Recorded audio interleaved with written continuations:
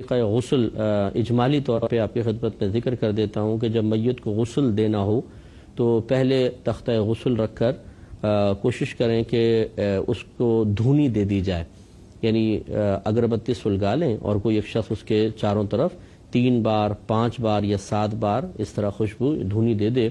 تو یہ باعث برکت ہوتا ہے، مستحب عمل ہے، اور پھر وہ اگربتی وہیں لگا دیں تاکہ ماحول خوشبودار ہو جائے۔ اس کے بعد مردے کو لٹائیں، اور یہ اصول یاد رکھیں کہ جس طرح زندہ آدمی کا ستر دیکھنا حرام ہوتا ہے، ایسے ہی مردہ کا ستر دیکھنا بھی حرام ہے، لہٰذا اس کا بدن کھولنے سے پہلے ہی اس کے پورے بدن کے اوپر، یعنی ناف کے اوپر سے لے کے گھٹنے کے نیچے تک یہ حصہ بدن جو ہے مرد کا نہیں دیکھ سکتا اور عورت کا نہیں دیکھ سکتی ہے، اس پر ایک موٹی چادر ڈال دی جائے، اور پھر اس کے کپڑے اس طرح اتارے جائیں کہ قمیص تو اتار دی، اس کے بعد جو شلوار ہے اس پہ ستر پہ بالکل نظر نہ پڑے اور اس کو اتار دیا جائے۔ اس کے بعد غسل دینے والوں کی کوئی تعداد مقرر نہیں ہے، 3 یا 4 آدمی کافی ہوتے ہیں، ضرورت سے زیادہ بھی اطراف میں نہ کھڑے ہوں، یہ کوئی تماشا نہیں ہے، کم سے کم لوگ ہونے چاہیے لیکن ضرورت کے مطابق، تو 3-4 آدمی کافی ہوتے ہیں۔ اور یہ پہلی حدیث میں آ چکا ہے کہ بیری کے پتوں کو پانی میں جوش دے کر اس پانی سے غسل دیا جائے، تو نیم گرم سا پانی ہو، ایسا کہ جس کو زندہ آدمی آسانی سے برداشت کر سکے، ویسے ہی پانی سے مردہ کو غسل دیا جائے گا۔ اس میں اب طریقہ کار یہ ہوتا ہے، جو آج کل یہ کفن وغیرہ ملتے ہیں اس میں ایک دستانہ ٹائپ پڑا ہوتا ہے، اس کو ہاتھ پہ اس طرح چڑھا کر پھر اس کی ڈوری ہوتی ہے باندھ لیں، اور پھر مٹی کے ڈھیلے بھی ہوتے ہیں اور روئی رکھی ہوتی ہے، اس سے مردے کو استنجا کروایا جائے گا، یعنی جائے شرم کے اوپر وہ کپڑا پھیرا جائے گا۔ عموماً نکلتا کچھ بھی نہیں ہے کیونکہ جسم خشک ہو جاتا ہے اور اعضاء اب کام کرنا چھوڑ دیتے ہیں، دماغ کام کرنا چھوڑ دیتا ہے، لہٰذا عموماً کچھ نکلتا نہیں ہے، پھر بھی اگر ہو تو بہرحال اس کو صاف کیا جائے گا، اور اس میں دیکھنا نہیں ہوگا، بس ویسی چادر کے نیچے سے استنجا وغیرہ کروا دیا جائے گا۔ اس کے بعد پھر سب سے پہلے میت کو وضو کروایا جائے گا۔ یقینی سی بات ہے کلی اور ناک میں پانی چڑھانا تو ہو نہیں سکتا، تو چہرے دھونے سے ابتدا کی جائے گی، پہلے چہرہ دھویا جائے گا، پھر سیدھا ہاتھ کوہنیوں تک، پھر الٹا ہاتھ کوہنیوں تک، اس کے بعد دونوں پیر دھوئے جائیں گے، اور اگر چاہیں تو کوئی روئی گیلی کر کے اس کے دانتوں پر، اور اسی طرح تھوڑی روئی گیلی کر کے ناک کے نتھنوں کے اندر بھی ڈال دیں تو یہ کلی اور ناک میں پانی چڑھانے کے قائم مقام ہو جائیں گے۔ یہ کمپلیٹ کرنے کے بعد اب میت کو الٹی کروٹ لٹائیں۔ جب الٹی کروٹ لٹائیں گے تو سیدھی جانب اوپر آ جائے گی، کیونکہ سیدھی جانب سے ابتدا کرنے کا جیسے حدیث میں کہا گیا ہے، حکم موجود ہے، تو اس کو سیدھی جانب لٹائیں، اور اس میں پہلے خیال کر لیں کہ چادر کو تھوڑا سا پیچھے کھینچ لیا جائے تاکہ جب وہ میت ٹیڑھی ہو تو ایسا نہ ہو کہ اس کی مطلب اس کے بیک سائڈ یا کوئی بھی چیز ظاہر ہو، ستر بالکل ظاہر نہیں ہونا چاہیے، اور سیدھی جانب کر کے پھر پانی سر سے لے کر پیر تک پورے پانی کو، پورے ٹخنوں تک پانی کو بہائیں، بلکہ پاؤں کے ناخن تک بہائیں، اور اس کے بعد پھر الٹی جانب کو اس طرح سر سے لے کر پاؤں تک بہائیں۔ وضو کے بعد بعض جگہ یہ بھی لکھا ہے کہ اس کے چہرے کو، سر کے بالوں کو دھو لیں، تو یہ آپ اس میں بھی کر سکتے ہیں، پہلے بھی کر سکتے ہیں، اس طرح پورے بدن پر پانی بہہ جائے گا۔ جب سیدھی جانب پانی بہائیں تو تھوڑا ہاتھ اٹھا کے بغل میں پانی ڈالیں، اور ستر کے مقام پر یقیناً چادر ہے، لیکن اس چادر کو جو مددگار ہو تھوڑا سا اٹھا کر اندر اندازے سے اتنا پانی ڈالیں کہ یقین ہو جائے کہ تمام اعضاء پر پانی بہہ گیا ہے۔ اسی طریقے سے پھر الٹی جانب اس کے اوپر کریں اور سر سے لے کر پاؤں تک پانی بہائیں۔ اس کے بعد میت کو آہستہ سے بٹھائیں، اگر وہ اکڑی ہوئی نہ ہو، ویسے تو لاش اتنی اکڑ جاتی ہے کہ بیٹھتی نہیں ہے، لیکن اگر نیا مردہ ہو بالکل اور فوری طور پہ غسل دیا جائے تو پھر وہ بیٹھ بھی جاتا ہے، اور آہستگی سے اس کے پیٹ کو دبائیں، آہستگی سے، اگر کچھ ہو نکلے تو پھر اس کو دھو دیں۔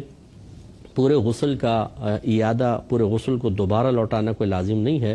اور عموماً نکلتا کچھ نہیں ہے تو سنت پوری کرنے کے لیے اس طرح کر لیں۔ اور اب ایک بار پورے بدن پر، سر کے بالوں سے لے کر پاؤں کے ناخن تک ایک بار کافور ملا پانی ڈالنا سنت کریمہ ہے، جیسے کہ حدیث میں بھی تھا اور آگے میں بھی آئے گا۔ اور یہ کافور کی ٹکڑیاں اسی کفن کے ساتھ ہی مل جاتی ہیں، سفید سفید کلر کی ہوتی ہیں، اس کو اچھی طرح ہاتھوں سے پیس کر اسے پانی میں گھول لیں، پورا مکس تو نہیں ہوتا، ڈلی ڈلیاں چھوٹی چھوٹی رہ جاتی ہیں، لیکن بہرحال خوشبو بہت اچھی ہو جاتی ہے، اور سر سے لے کر پاؤں تک پھر اس پانی کو ایک دفعہ پورا بہائیں گے، تو یہ بس غسل کمپلیٹ ہو گیا۔ اور اس کے بعد کپڑے وغیرہ سے خشک کر کے اب کفن پہنایا جاتا ہے۔ مرد کے لیے 3 کپڑوں کا کفن ہوتا ہے اور عورت کے لیے 5 کپڑوں کا. یہ سنت ہے. مرد کے لیے 3 کپڑے، عورت کے لیے 5 کپڑے. لیکن اگر مرد کے کپڑے کم ہیں تو 2 کپڑے بھی کافی ہیں، اور 2 بھی نہ ہوں تو پھر 1 کافی، ایک بڑی چادر میں اس کو لپیٹ دیا جائے. اور عورت کے لیے 5 کپڑے ہوتے ہیں کفن کے، اور ان کو پھر پہنایا جاتا ہے. تو یہی بس تمام تھوڑی سی چیزیں ہیں، اور باقی پوری تفصیل تو اب یہاں پر چونکہ میں حدیث سے ذکر کر رہا ہوں، یہ فقہی جو پروگرام ہے اس میں آپ ملاحظہ کرتے رہیں تو انشاءاللہ آپ کو اور مزید تفصیل بھی حاصل ہو جائے گی. دیتے ہیں باب الثیاب البیض للکفن، کفن کے لیے سفید کپڑا، اس کا باب.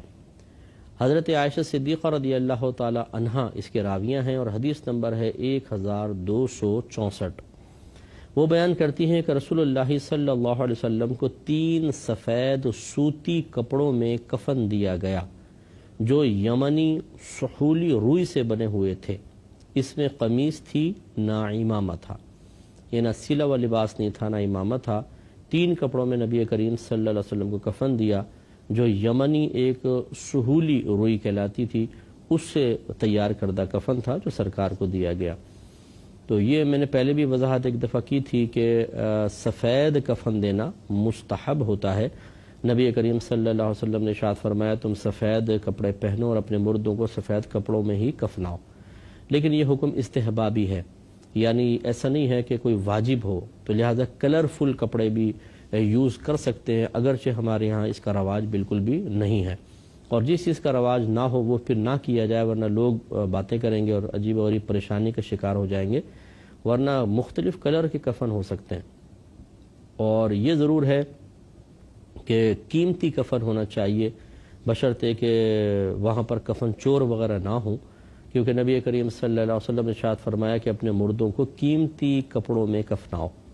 اور ایک روایت میں ہے کہ ایسے علماء نے فرمایا کہ ایسے کپڑوں میں کفنانا چاہیے کہ جیسے وہ عید پر پہنتا تھا، یعنی قیمتی کپڑے. اور نبی کریم صلی اللہ علیہ وسلم کے فرمان ذی شان ہے کہ جس طرح زندہ لوگ ایک دوسرے پر اپنے کپڑوں کے سلسلے میں فخر کرتے ہیں،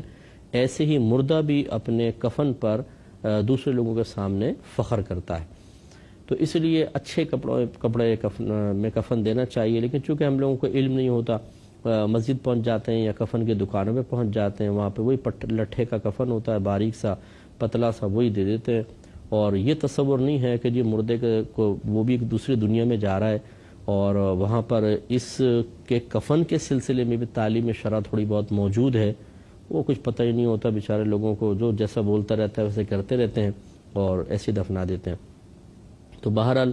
سفید کپڑے پہننا یہ مستحب ہے، کلرفل بھی پہن سکتے ہیں، کبھی کبھار سفید پہن لیں. تو یہ صرف میں نے اس لیے سمجھایا کہ یہاں سفید کلر کا ذکر آیا تو یہ کوئی فرض واجب نہیں ہے. یہی وجہ ہے کہ اگر فرض کر لیں کوئی وصیت کرتا ہے کہ جو میرے پہنے ہوئے کپڑے انہی میں مجھے کفنا دیا جائے، یہ بھی کافی ہے، یہ بھی صحیح ہے، اور وہ چاہے کیسے کلرفل ہوں ویسے ہی کفنا سکتے ہیں. اگلی حدیث کی طرف آتے ہیں. اچھا یہ بھی ذہن میں رکھ لیں، دیکھیں انہوں نے فرمایا کہ اس میں قمیص تھی، نہ امامہ تھا. تو نبی کریم صلی اللہ علیہ وسلم کا جو کفن کی سنت خود اختیار کی گئی ہے، جو آپ نے تلقین فرمائی، وہ مرد کے لیے 3 کپڑوں کی ہی تھی. ایک کپڑا جو ہے وہ تہبند ہے، اور ایک چادر کہلاتی ہے، چھوٹی چادر، اور ایک بڑی چادر ہوتی ہے. تو یہ کفنی جس کو ہم کہتے ہیں، کفنی جو ہوتی ہے وہ گلے میں ڈلتی ہے، بیچ میں سوراخ کر کے، آدھا کپڑا آگے ہوتا ہے آدھا پیچھے، اور ایک ازار ہوتا ہے، اور ایک ہوتی ہے بڑی چادر، اس کو لفافہ کہتے ہیں. 3 کپڑوں میں. امامہ سرکار صلی اللہ علیہ وسلم حالانکہ آپ نے کتنی فضیلتیں ذکر فرمائی لیکن آپ کے کفن میں شامل نہیں تھا. لیکن یہ 3 کپڑوں تک چیز کو محدود رکھنا کوئی اس لیے نہیں تھا کہ فرض واجب کا بیان مقصود ہو. چنانچہ اگر کوئی فرض کر لے، جیسے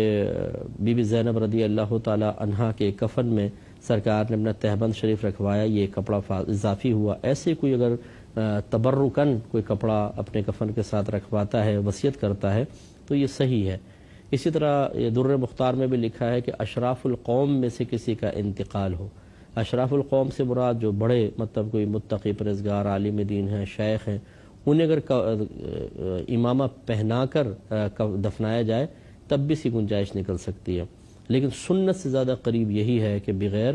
امامے کے انسان کو دفنایا جائے، سنت سے زیادہ قریب یہی چیز ہے۔